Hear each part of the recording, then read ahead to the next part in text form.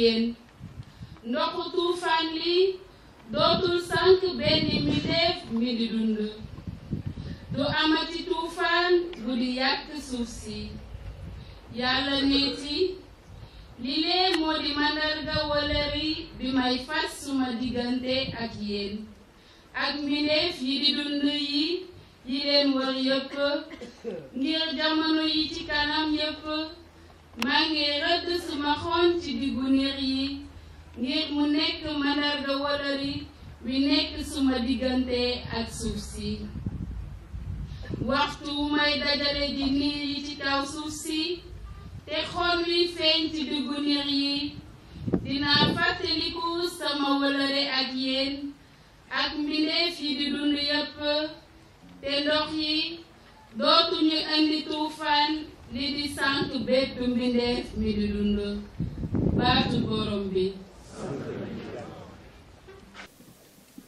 Si nous acceptons le baptême, d'être plongés comme le Christ dans le baptême, nous devons par la même occasion accepter de boire la coupe avec lui. En effet, l'évangile de ce jour nous présente Jésus, tenté, mis à l'épreuve par le tentateur, le démon. Un temps d'épreuve pour lui comme nous en connaissons souvent. Il faut rappeler ici que la tentation en soi n'est pas encore le péché. C'est lorsque l'on cède pour passer aux actes qu'advient le péché. Alors Jésus a été tenté comme nous. Et il nous donne les armes pour ne pas succomber à la tentation. Quand le démon le tente, il répond par la parole de Dieu. Les armes spirituelles qu'il met à notre disposition. Avoir toujours foi en Dieu. Car Dieu qui a créé l'humanité, comme nous le rappelle la première lecture, est aussi celui qui peut la sauver. Avoir confiance en soi, car Dieu est toujours avec nous. C'est ce qu'il rappelle dans la première lecture, où il prend la résolution avec l'homme de ne plus l'engloutir dans les eaux du déluge. Aussi, toujours croire en la parole de Dieu, qui est toujours vivante et puissance de Dieu, car elle est une vérité éternelle. Et Dieu, par sa parole, est toujours fidèle pour dire ce qu'il fait et faire ce qu'il dit. C'est sur cette parole que tout baptisé doit prendre appui et puiser ses forces face aux défis du mal et de la tentation.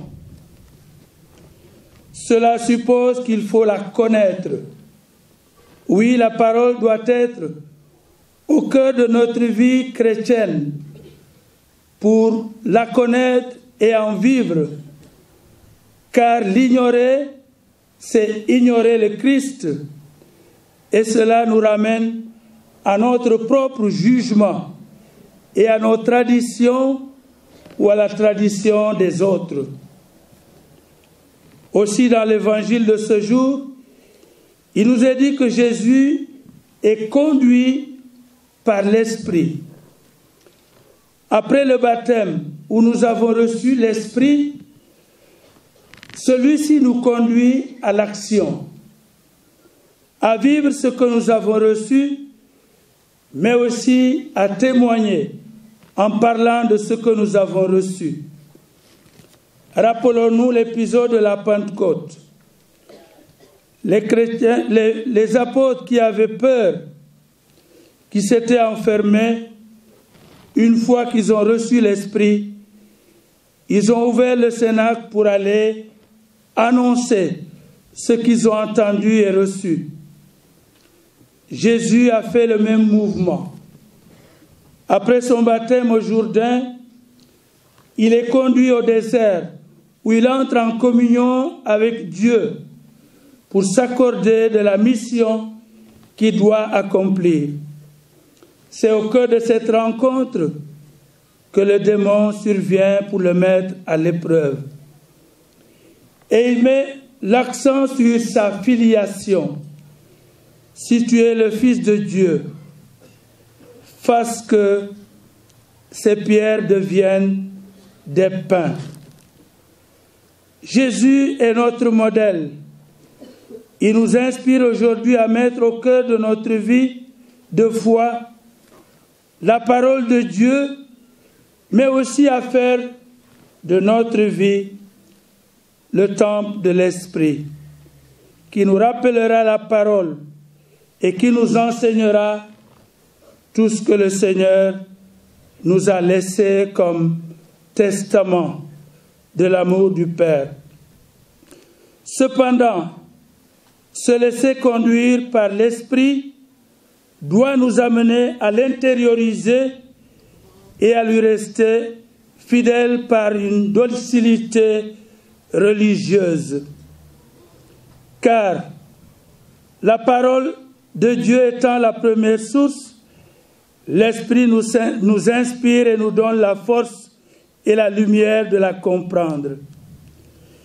Ainsi, il nous conduit, il nous inspire et il nous aide à agir par la force de l'Esprit.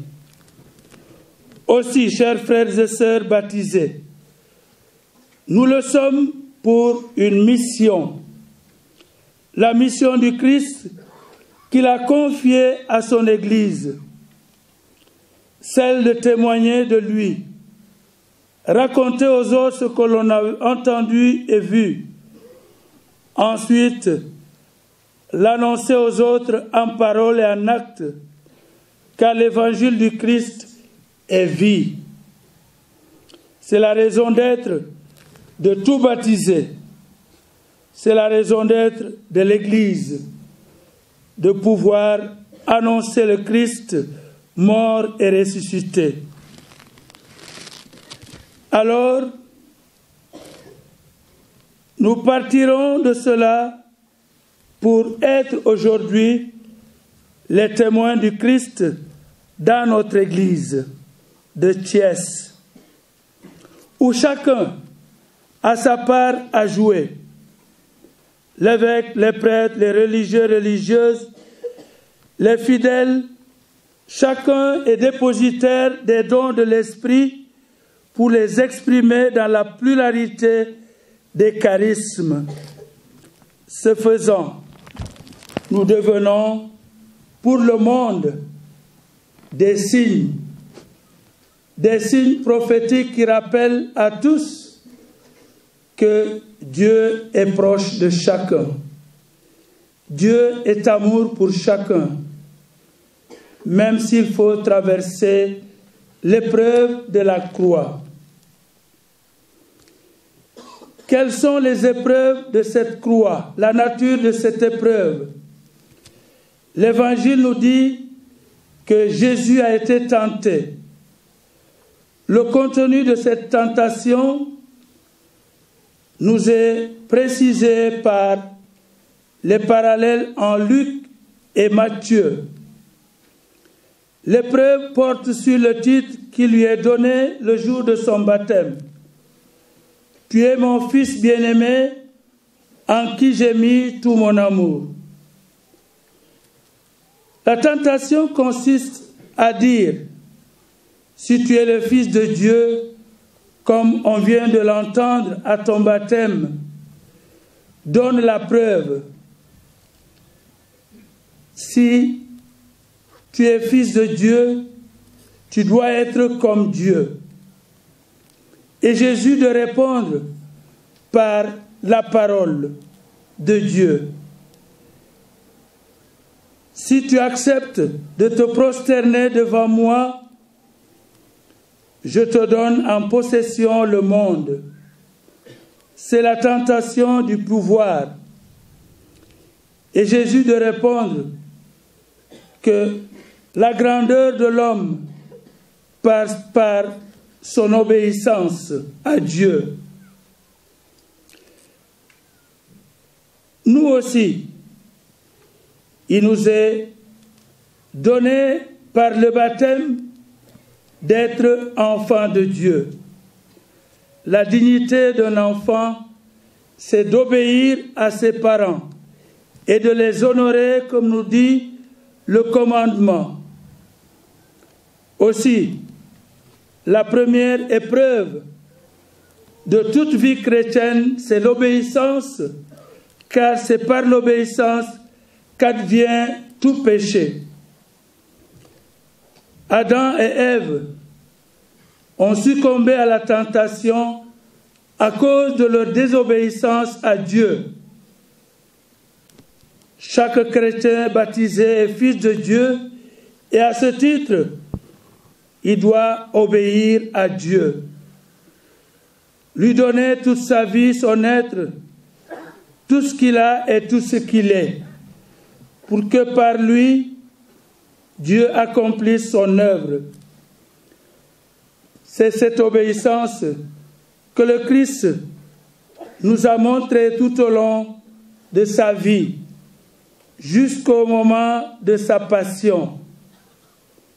Non pas ce que je veux, mais ce que tu veux, disait-il avant d'embrasser l'épreuve de la croix. Nous aussi, chers frères et sœurs, c'est par l'obéissance à Dieu et à nos parents ou à nos supérieurs hiérarchiques que nous saurons montrer à Dieu notre filiation et que nous pourrons accomplir sa volonté, car c'est de là que nous nous engagerons à vivre comme Dieu et à agir comme le Christ. En célébrant aujourd'hui cette Eucharistie qui nous accompagne sur notre route vers Pâques, où nous sommes invités à puiser les forces du chemin comme Jésus, les forces de la mission comme Jésus, les forces du témoignage à la suite de Jésus. Demandons-lui de nous donner la force. Au cours de ce carême 2018, le pape François propose 24 heures consacrées à l'adoration et au sacrement de la réconciliation, où, comme Jésus au désert, nous sommes appelés à vivre une réelle intimité avec notre Dieu et nous préparer, comme le Christ, à emprunter le chemin de la passion pour arriver à la résurrection. Dans tous les diocèses du monde, il est demandé qu'au moins une église soit ouverte 24 heures sur 24 le mercredi des Cendres. Nous a rappelé les piliers sur lesquels repose tout carême chrétien. Je rappelle, tout carême chrétien, pas musulman. La prière, l'aumône et le jeûne, qui nous permettent d'accomplir les actes de la miséricorde pour chaque homme. Le mandement de carême de cette année nous donne l'esprit dans lequel nous devons vivre le carême chrétien. Je nous invite à poursuivre la méditation de la parole de Dieu en nous identifiant au message que nous adresse le Saint-Père pour ce temps de carême, mais aussi le texte du mandement de carême de nos évêques du Sénégal. que Marie Notre-Dame de Mont-Roland, qui est notre modèle, mais aussi celle qui nous accompagne, comme elle l'a fait pour son fils sur la route du Calvaire, nous fortifie dans notre combat spirituel contre le mal et nous conduise à nous engager sur le chemin de la mission de l'Église qui est ici à Thiès, dans notre pays, pour que nous soyons pour notre pays un ferment qui lève et qui construit un Sénégal nouveau. Alors, ce temps de carême de 40 jours, comme le disait si bien la prière d'ouverture de ce premier dimanche de carême, nous aidera à progresser dans la connaissance de Jésus-Christ, car nous ne pouvons pas suivre quelqu'un que nous ne connaissons pas, et nous ouvrir à sa lumière par une vie de témoignage et d'engagement à transformer notre milieu social, notre Église et notre pays pour que tous deviennent la famille de Dieu, où il y aura une vie fraternelle, une vie de solidarité. Au nom du Père et du Fils et du Saint-Esprit.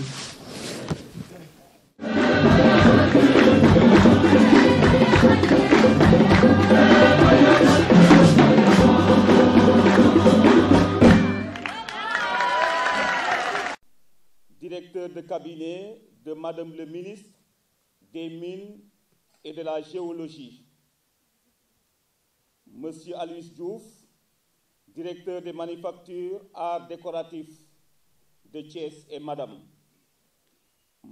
Hélène Tine, Monsieur le docteur Augustine Kiba,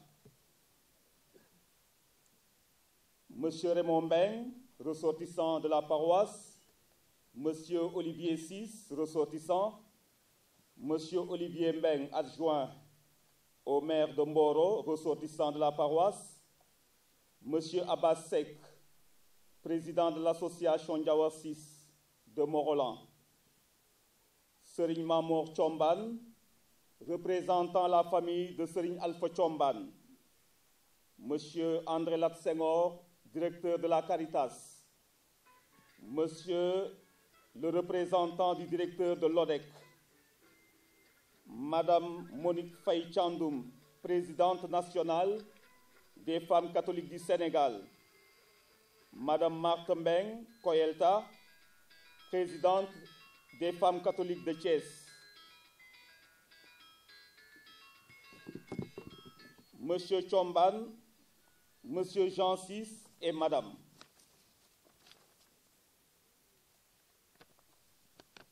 Marie, du haut de cette colline, tu regardes notre village et tout notre pays.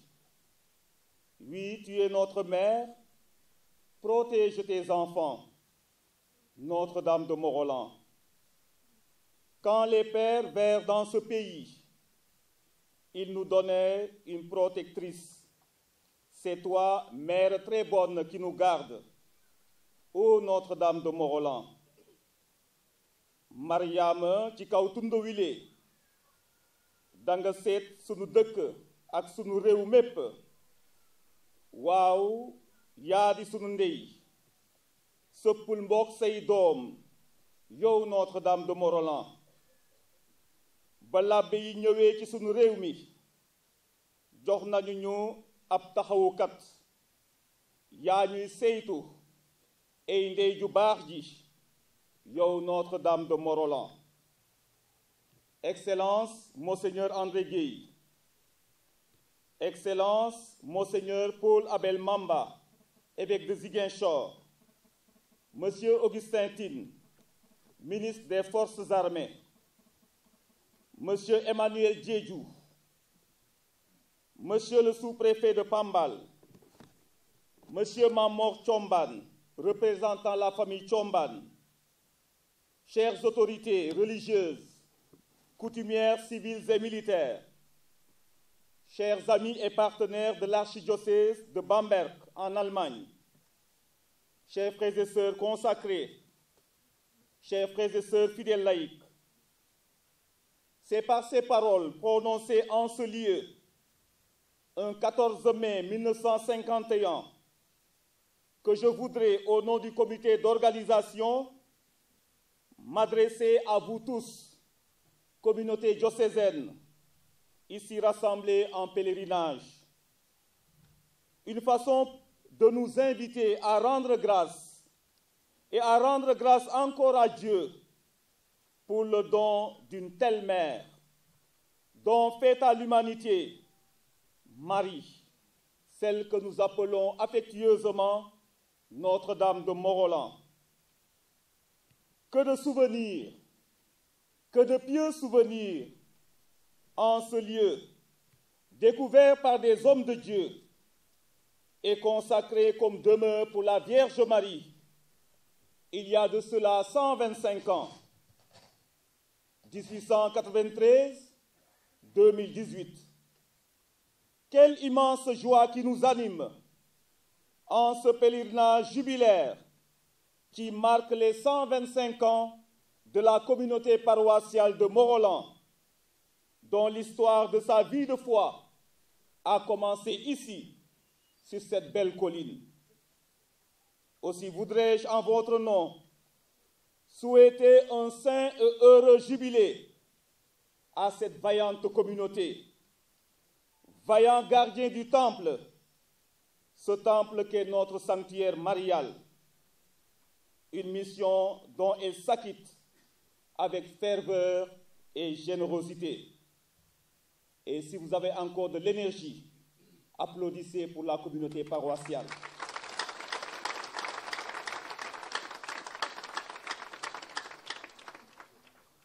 Considérons donc qu'il s'agisse d'un devoir de foi que d'encourager et de prier sans cesse pour cette communauté qui a l'intime honneur et la pure grâce de prendre soin de ce saint lieu qui nous appartient à nous tous. Que Notre-Dame de Morolan continue de bénir et de préserver l'unité de sa famille présente à Morolan. Chers pèlerins, merci à vous tous pour la belle et forte mobilisation pour honorer de votre présence ce beau pèlerinage. Merci pour les multiples gestes de solidarité et de soutien multiformes, tant individuels que communautaires, soutien que nous estimons en ce moment à plus de 1 million. Sans compter la collecte du franc symbolique que les paroisses devraient verser aux communautés, au comité pour les besoins de l'organisation. Un merci spécial, très spécial même à vous les jeunes marcheurs, venus de toutes les paroisses du diocèse. Officiellement, vous êtes 1019 jeunes marcheurs.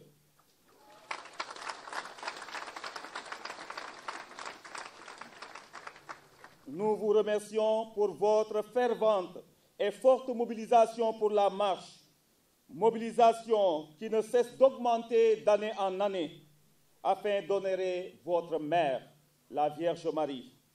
Et à travers vous et avec vous, nous saluons et remercions cordialement vos aumôniers et conseillers, conseillères, prêtres, religieux, religieuses qui vous ont accompagnés dans la marche. Applaudissez pour vos prêtres.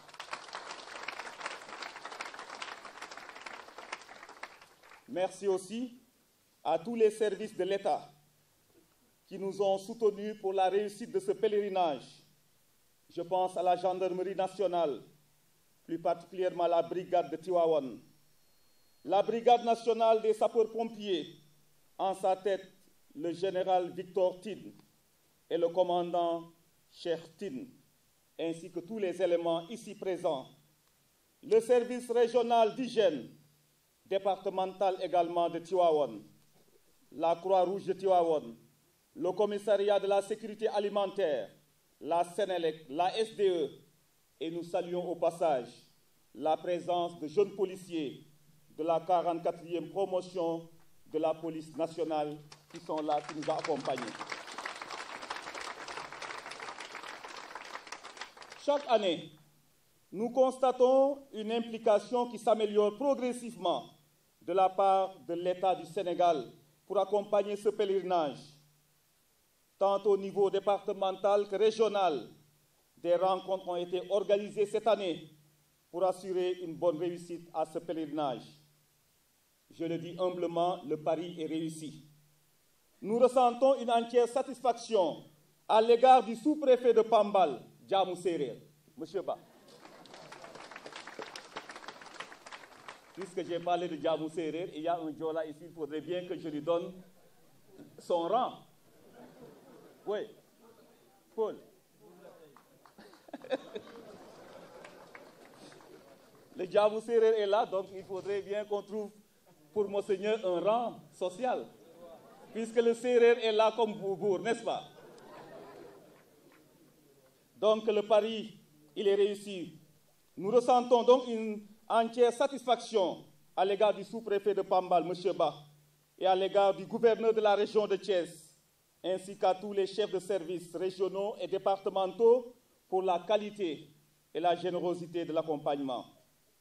Merci aussi à la mairie de Morolan pour le soutien et l'accompagnement toujours conséquent. J'avoue que je suis très modeste par rapport à tout ce que la mairie a fait. Et vous, les populations, vous le constatez.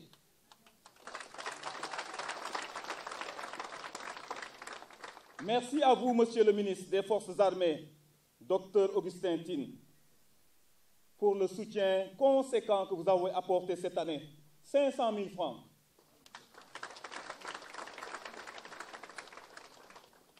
Merci également à toutes les personnes qui ont généreusement appuyé dans l'anonymat, financièrement et en nature, pour la réussite de ce pèlerinage. Financièrement, en nature et même dans la présence. Parce que si on avait les moyens et que personne ne vienne dans ce pèlerinage, il ne serait pas réussi. Merci à l'association Diawo 6 pour la présence qui interpelle sur l'interculturalité. Merci à vous, Serigne Mamor Tchomban, représentant la famille Tchomban. Et c'est un témoignage qu'ici à Morolan, le dialogue se vit. Samedi dernier seulement, nous étions chez vous avec Monseigneur André Gueye, avec l'abbé Ambroise. Et le thème de votre symposium, c'était Monseigneur lui-même qui l'avait choisi pour inciter la jeunesse au travail. Merci pour tout ce que vous faites pour que la vie ici en terre de doute entre chrétiens et musulmans se fasse dans la joie, la paix et que cela témoigne l'unicité de Dieu. Merci.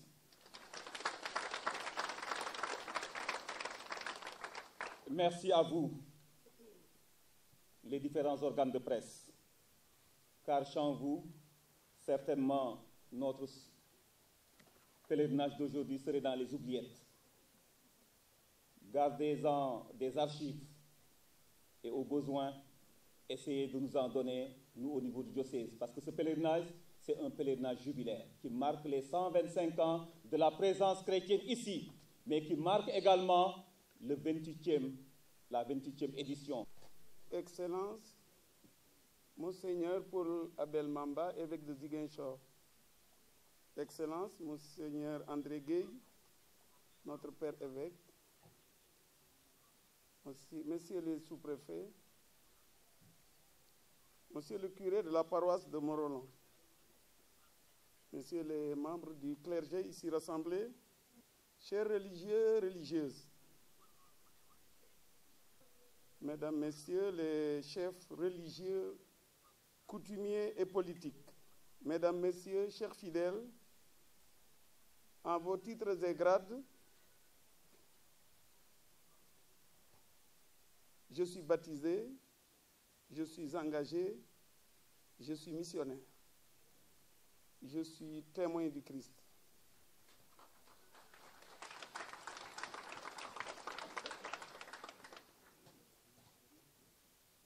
L'occasion ne saurait être plus belle que celle du pèlerinage annuel du diocèse de Thiès, coïncidant également avec l'entrée de la communauté chrétienne en carême, c'est-à-dire en temps de grâce, de pénitence et de bénédiction, pour vous transmettre les salutations chaleureuses et déférentes de Monsieur le Président de la République, Macky Sall, qui attache un prix et une importance de premier ordre à tout ce qui se fait de façon générale pour la consolidation de la foi, des vertus et de la morale en société. Lors du dernier Conseil des ministres, mercredi dernier, le Président de la République a envoyé un message aux chrétiens. Disait-il, je vous souhaite un bon temps de carême. Il ne fait aucun doute que ce rassemblement si important auquel il nous est donné d'assister sur le site du sanctuaire marial diocésain procède de cela.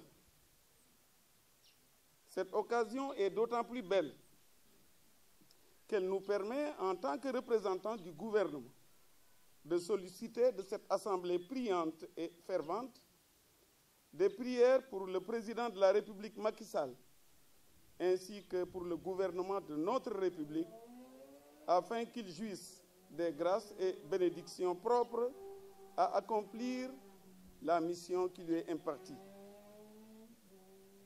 Dans ce registre, permettez-moi de rappeler, même si c'est désormais de notoriété publique, que dans son vaste programme de réhabilitation et de rénovation des lieux de culte, le président de la République, après avoir annoncé il y a un an qu'il procéderait d'abord à la rénovation du sanctuaire marial de Popenguine du diocèse de Dakar, le président de la République aura décidé cette année de réhabiliter et rénover tous les 6 autres sanctuaires diocésains.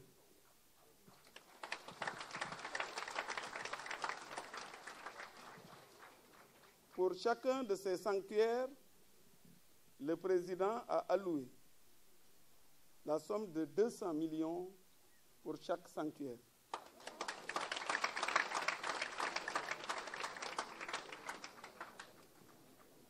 Donc, Monseigneur Augustin, ou Abbé Augustin,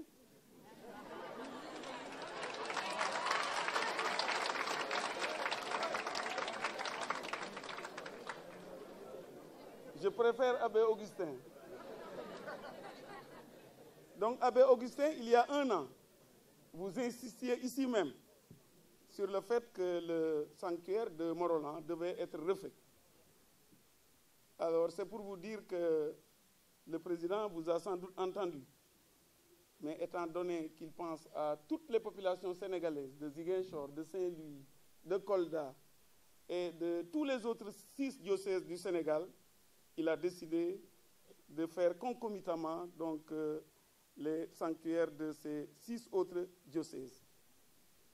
Pour ce qui nous concerne, nous formulons le vœu que ce carême 2018 soit pour la communauté catholique tout entière, ainsi que l'ensemble du peuple sénégalais, une source de bénédiction, de grâce, de communion des cœurs et des esprits, afin que notre pays puisse poursuivre en toute quiétude la route de l'émergence déjà empruntée et soit préservé des menaces asymétriques qui guettent les citoyens de la planète, mais surtout de notre sous-région. Nous remercions le Tout-Puissant de nous permettre encore de venir ici et pour la 28e fois faire ce pèlerinage dans la paix et dans la sécurité. Je vous remercie de votre aimable attention.